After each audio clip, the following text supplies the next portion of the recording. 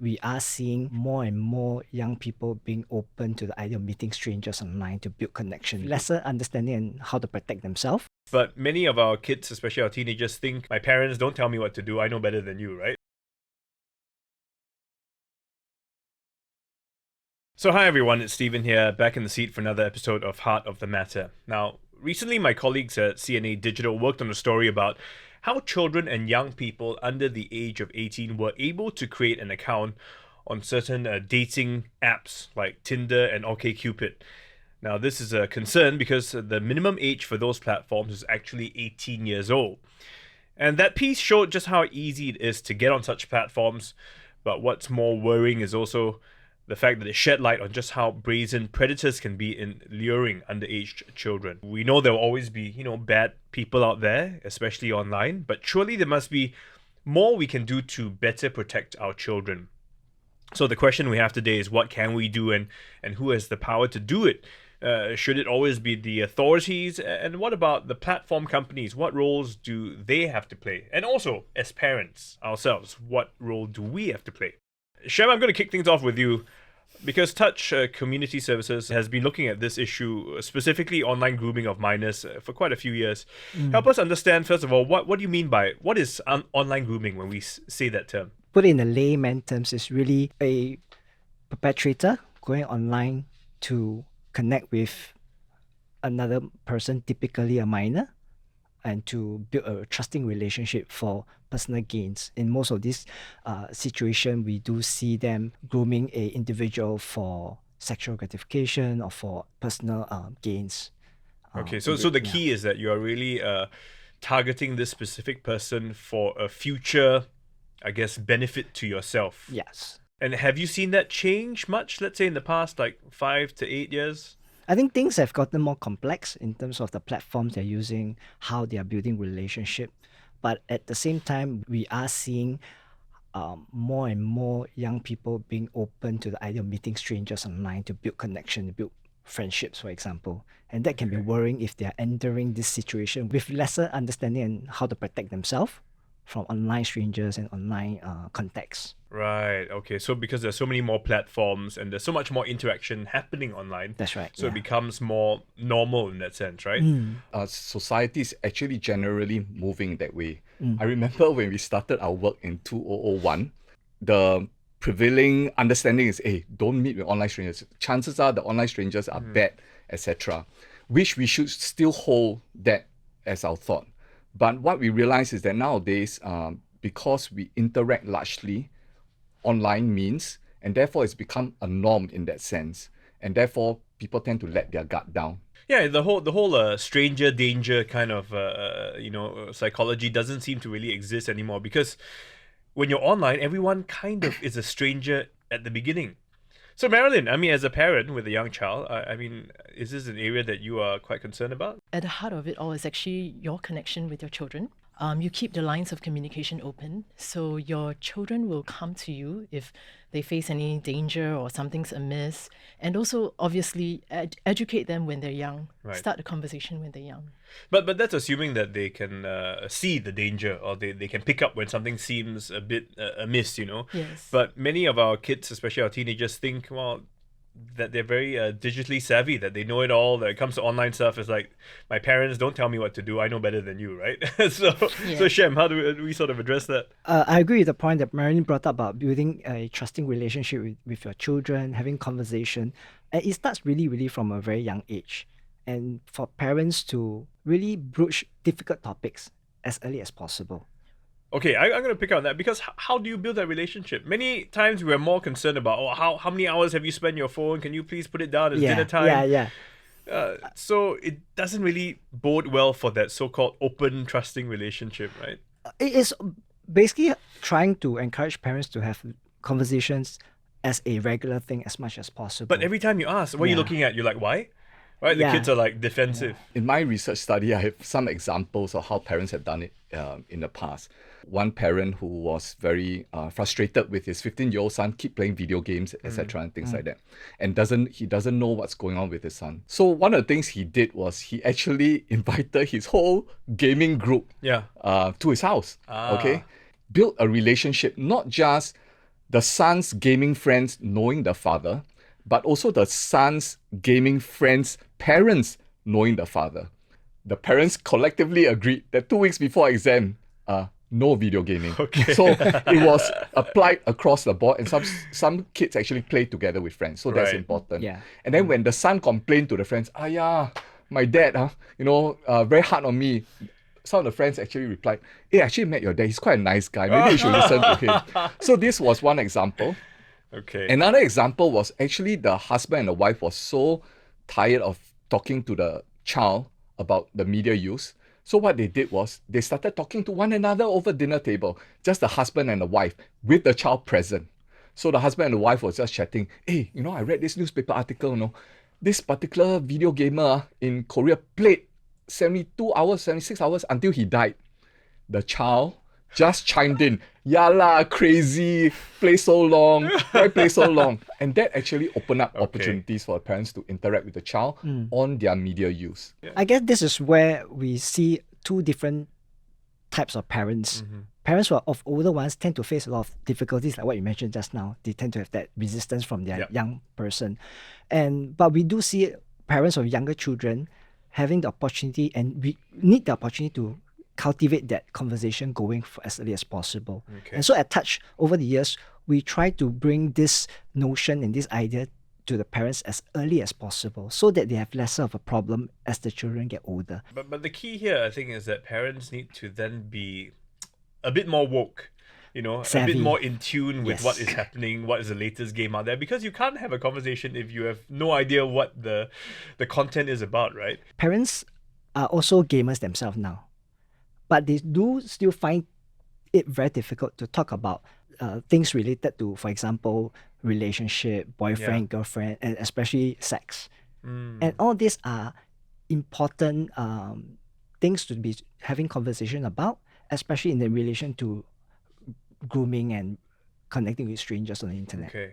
So let's turn our focus a bit more to grooming now. I mean, grooming is an offense in Singapore, but only if there's clear evidence that there was conversation of a sexual nature, and this is with someone who is under the age of 18. So very often these conversations start out fairly innocently, right? They build that friendship first. How do we sort of pick up on that? And how do we, because you can't keep track of every conversation, and at which point do you say it's not safe, it's not something you should be doing? We always encourage parents and to get in tune with what the kids are doing. So in G's case, we encourage the parents to play games, but in understanding what the kids play, for example, in the game that they play, they do meet people online and they interact.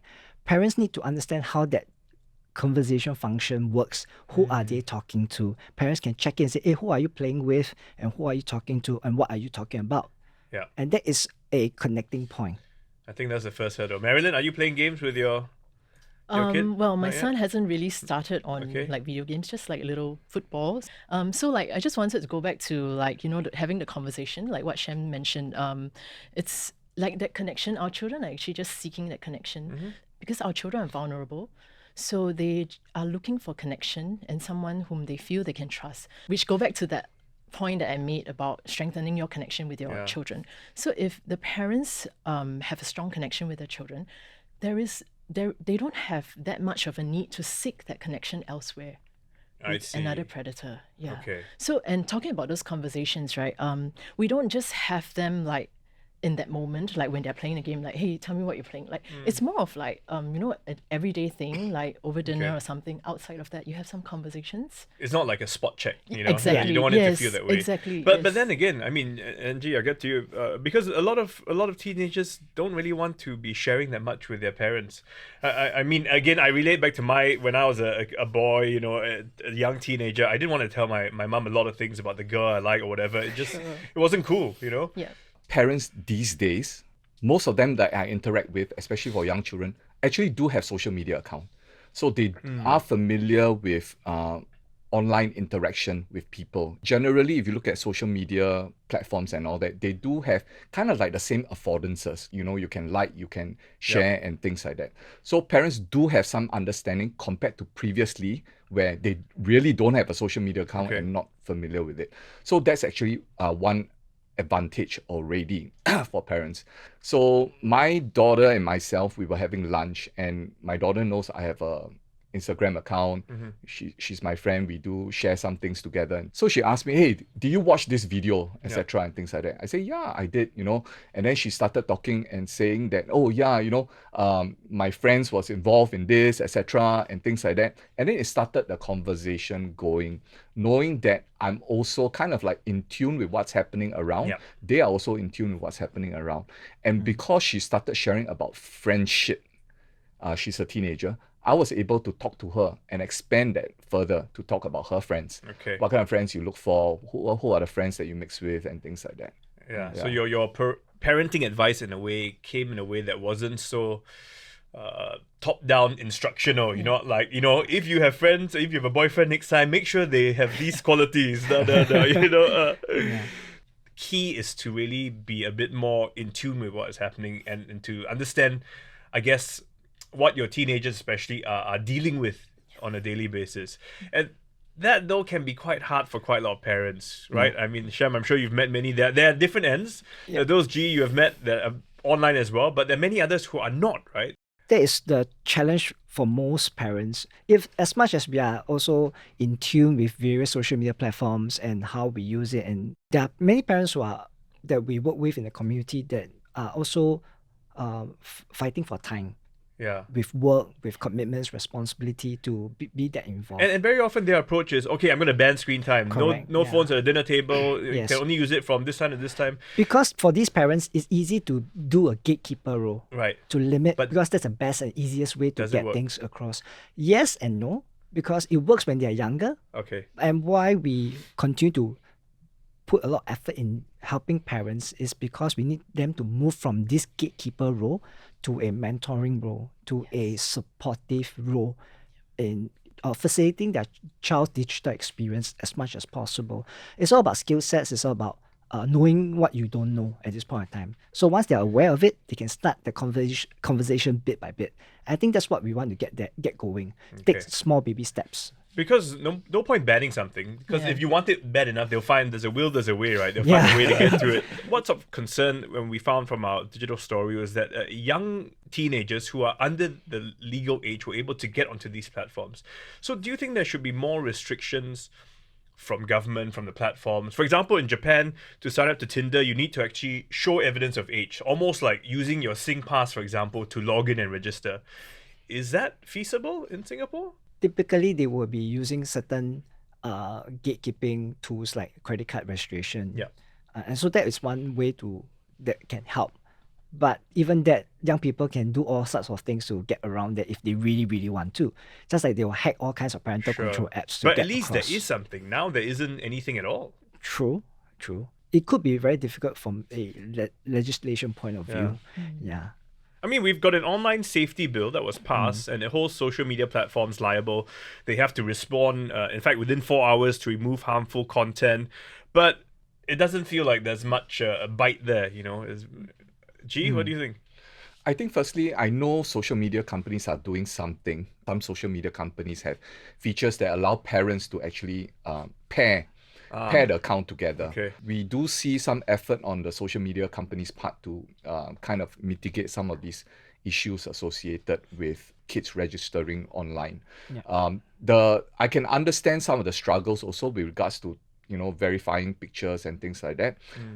It may be a privacy issue. I think we want to again revisit what we started off with. The key thing is that relationship. I do have parents who are not tech savvy, but because of that good relationship with the child, was able to learn about what the child was doing online, although the parent didn't have an online account or didn't have a social media account. So that was helpful for that particular situation where the parent didn't have any understanding of social media. But one would argue that if you have a great relationship with your kid, then actually that's 3/4 of the battle won already. You know what I mean? So many things can be solved more easily. So the challenge is that is for most parents who perhaps at different stages in life, the relationship with their child may be, a bit more difficult.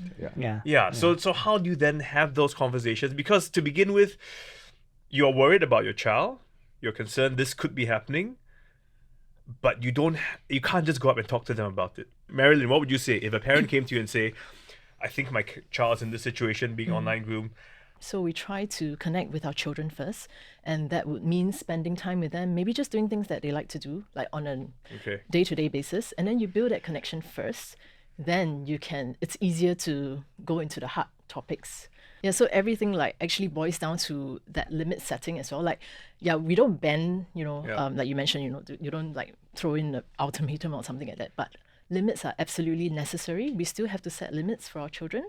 We As need in to- screen time limits? Yes, yes. But I would argue that depends on the age. But you do have to come to an agreement with your child to know like what is enough and what is too much and what Okay. what could I have to potentially admit, be I don't harmful. have screen time limits for my children. But that's because I've never felt that they were using it too much. Okay. So it almost seems like I feel that sometimes people put limits because they feel that it's almost in response to something that has happened. Exactly. So we want to avoid that knee-jerk reaction. Yeah. So I would say like from the start, like even before your child gets a cell phone, a mobile phone, have an agreement, like a mobile phone Okay. agreement, so that whatever it is, it's like, it's not me, like we came up with this agreement together. But again, this would, I say, apply for kids maybe up to 10 years old. I don't know. I'm thinking when you're a tween, a teenager, actually, well, your life is on the phone. Yeah. You Yeah. won't have half your friends if you don't have a phone. That's true. You Yeah. know? I mean, Yes. Shem. I understand where both like Marilyn's perspective and where you're coming from, Yeah. because I see the spectrum across the board. Different family, different values, different Yeah. approach to the situation. I gatekeep my kids, Okay. but I front load. Front load meaning? So basically, I introduce the platforms, I introduce the games to my teenage son. Ah. So I say, hey, you're going to sec one, your friends are going to play all these So, games. so you're like the cool dad. You're like, hey, I hope I'm the cool dad. I'm slowly losing that title. But the truth of the matter is, I will be the one that front loads him, and I do the gatekeeping part where things are not necessary. With my son, it's a bit easier because games are his focus. okay. The social media part is not so much. But that's how my family deals with it. Okay. It's sort of interesting. In a way, I see you sort of, to a certain extent, managing expectations and boundaries. From the onset. That's right, because you are introducing this new platform, this new game. So you're saying, hey, this is what they're going to be doing. Be aware. Just be careful of this as well. And so you are able to set the perimeters, so to speak. I mean, is that something that is effective? Yeah, it's effective in my context. So when I do talks to schools with parents and things like that, I'm always wary that every set of family has different value system. Okay, so some families are more, for example, physiologically focused. So they are very concerned with how screen time can affect eyesight, blah blah blah, and Okay. stuff like that, and therefore they have certain management rules. Some are more functional. So functional mean, doing study research, Okay. unlimited, no time, Yeah, it etc. depends on what it is. Yeah, but recreation, 30 minutes or something like Right. that. So there are recognizing differences. I thought I visit one of your original question that you Okay. raised, where a parent is really not connected with the child Yes. and what happens. So I have this particular case where the parents actually sought help from his kids' cousins, so the relatives and things like that, just to understand what's happening, just to understand what are teenagers talking about online right now, so that he can, use some of these things and open up Okay. conversations with the child. So you may not be familiar with what's going on, some of the trends, what are the TikTok videos that are going on right Yeah. now, but when he spoke to his nephews and nieces, he was able to understand and he was able to open up a conversation with the child, which otherwise the child say, no, I don't want to talk to you because you Okay. don't understand, etc. and things like that. Actually, that's a good suggestion. Sort of getting a bit of a crash course from someone in between, Yeah. To go back to the point where if let's say a child and a teenager have a lot of connection or relationship tension with the parents, at Touch we also recognize the importance of community groups or social support groups. We put that child or teenager in a safe environment with other young people who are good influence, who can also Okay. watch over the child, who can and so as a social worker or as a counselor who conducts a group work, for example, we can also account to the family how we are supporting the child, and hopefully through that process is a parallel movement to rebuild that relationship between parent and child as much as possible while safeguarding that child. in a safe so in a environment. sense, if you, let's say the relationship is a bit tense, you can get the cousin, for example, who may have a Family. good relationship. Yeah, or support. Yeah. And they can sort of be the middleman to help, I guess, ease the load.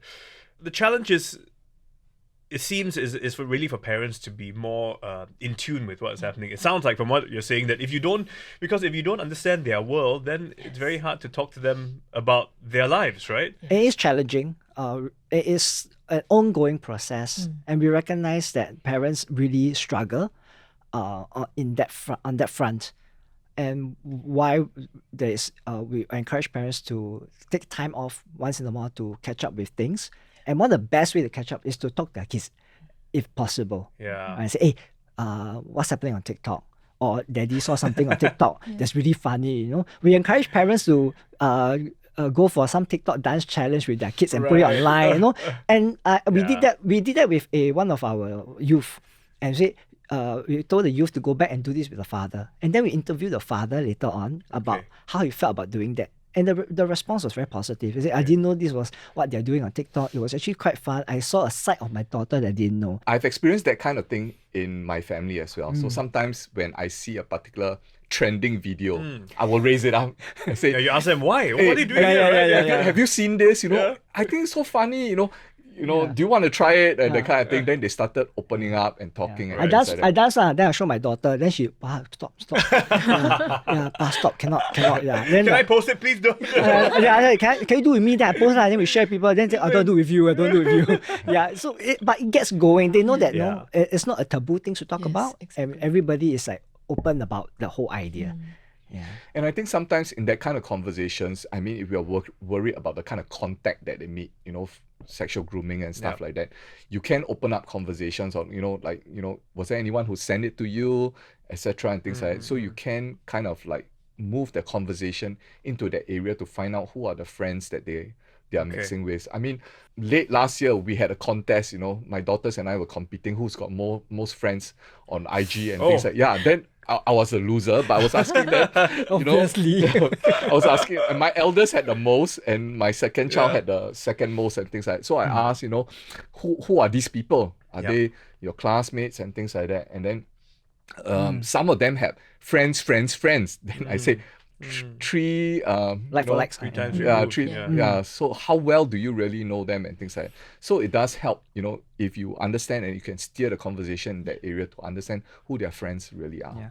Many parents tend to get really worried if they don't expose their child to the tech world and get them unacquainted. Like if I don't give my child mobile devices, he will lose that social connection with his friends. And we always assure parents that yes, that might be a concern, but you can teach your kids to know how to deal with that expectation, deal with the friends, for example, how to respond to their friends. It's about equipping your child with the skill sets to respond to peers. Right. A lot of them worry that they are socially awkward, don't know how to talk to their friends. But we need to equip that and help them to respond to situations that could involve, for example, grooming, or somebody asks you for your pictures. What are the alarm bells that should be going? What kind of question you should be asking? Yeah, and you'll be surprised sometimes because, I've heard my kids share that, I know my friend's friends and all that, but he's still a stranger. I totally don't know him. So if he or she were to message me, this is how I'll respond. And sometimes you hear that from your child because you talk.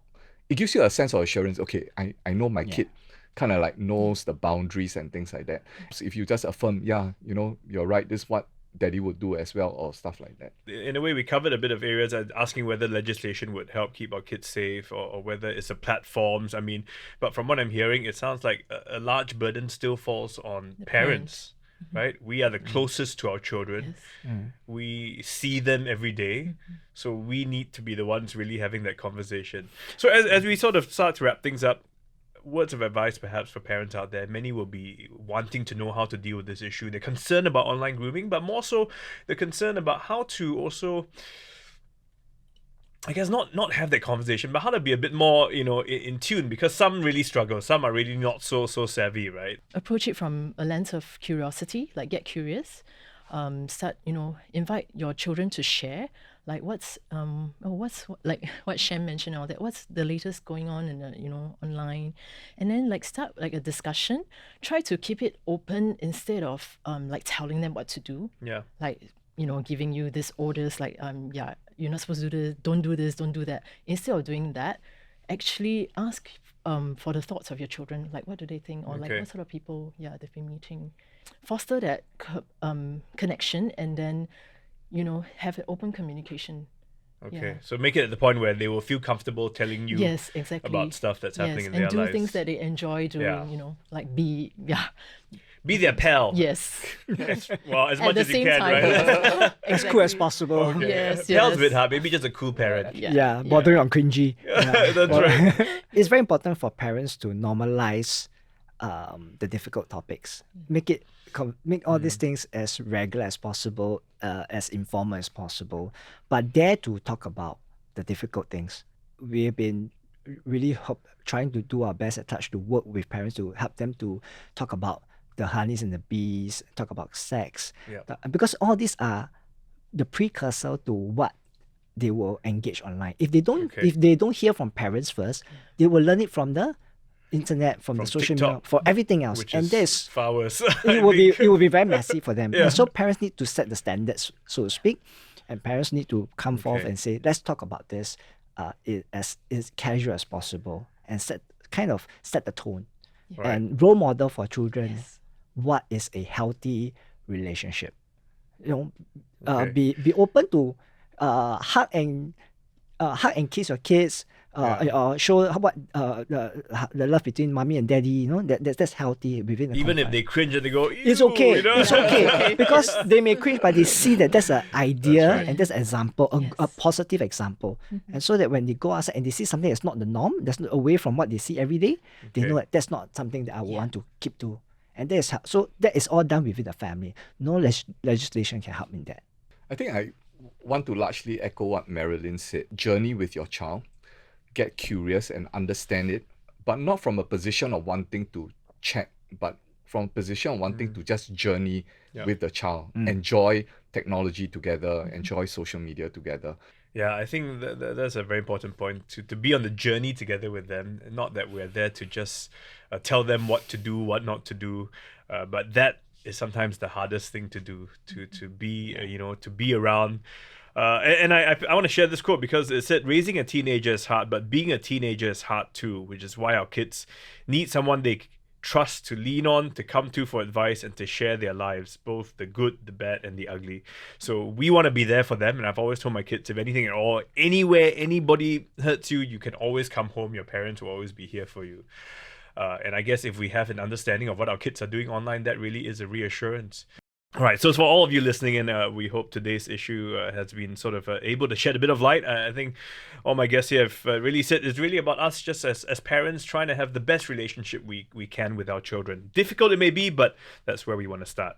Thanks for joining us today, and to the team behind this podcast, Tiffany Ang, Joanne Chan, Saya Win, Crispina Robert, and I'm Stephen Chia, signing off.